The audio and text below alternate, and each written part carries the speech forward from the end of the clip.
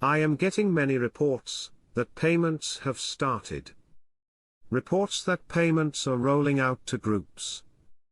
But I am staying calm because I have not been able to prove it yet. But I am looking for proof that this is accurate. I am hearing this from many different sources. If this is accurate, in the next day or two you and I should find out when we can go in and exchange our currency, if this is accurate. I am getting blown up with contacts saying they have let things go. I have heard this from a number of sources. Stay calm. I am really trying to stay calm as well. The Iraqi Central Bank announces the results of his visit to New York. A high-ranking delegation negotiated with the US Treasury. There will be another big meeting by the end of this year. They're trying to find stability in the exchange rates. This is not really new. This is what Iraq has been doing recently, focusing on the banking sector because that's a big part of them getting out of the dark ages and start working internationally once again. Is this a step in the right direction? Of course it is. But does this mean they're going to change the exchange rate anytime soon? No. There's no indication either way. To strengthen economic relations. Reopening of the Swiss embassy in Baghdad. Switzerland reopened its embassy in Iraq after a 33-year hiatus. Article 2 Iraq renews partnership with Swiss global company Roche to enhance therapeutic capabilities. Road development project is going to be phenomenal.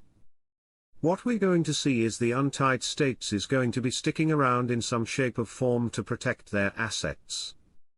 Things are going very well in Iraq. What does that mean timing-wise? A number of my contacts over there are convinced we will see something in the next 2 days.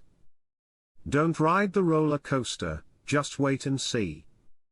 Economist talks about new measures after stopping transfers.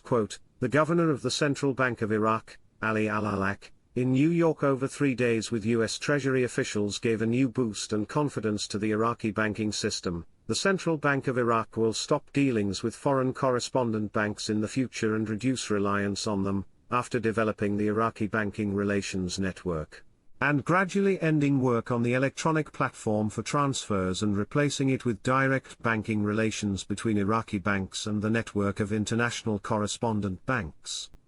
Iraq has attempted exactly such a demand of late. I'm sure these demands and threats were a topic of discussion at the recent meetings.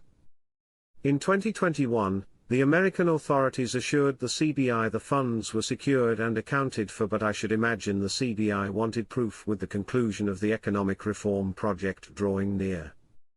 So you see, the recent meeting in New York has everything to do with the monetary reform, as the numbers must be crunched and amounts verified. I see this as a positive in the grand scheme of things. The recent visit of the CBI to New York was most assuredly to have a chat with the Federal Reserve Bank of New York. The FRBNY is holding the DFI funds and has been since 2003. I should imagine that the CBI was discussing the release of the funds back to the CBI as part of the economic reform regimen. In the past, accounting of the funds has come under scrutiny. 1.7 billion was unaccounted for, so said the Pentagon. Distrust has been an issue. In 2020, the State Department threatened Iraq with denial of access to the funds if Iraq ever insisted the United States military withdraw away from the grey list. Article due to the spread of this phenomenon means the Iraqi business environment has become compliant with international standards.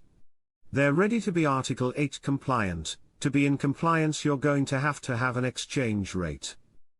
1,310 isn't one of them. This reeks of Article 8 compliance with the IMF, knocking on the door. I think that is powerful.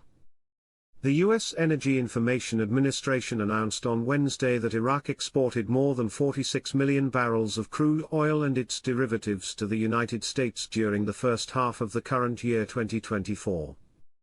A schedule of the administration, which Shafak news agency reviewed, showed that Iraq's exports of oil and its derivatives during the first half of this year amounted to 46,049,000 barrels. The administration added that Iraq exported about 8,600,000 barrels of oil and its products during the month of June, an increase over the month of May, in which the volume of exports reached 8,460,000 barrels. The U.S. Energy Information Administration stated that OPEC's exports of crude oil and its products to America during the first half of this year amounted to 227,159,000 barrels, with Saudi Arabia leading the highest rate of exports to America, amounting to 69,459,000 barrels during the same period.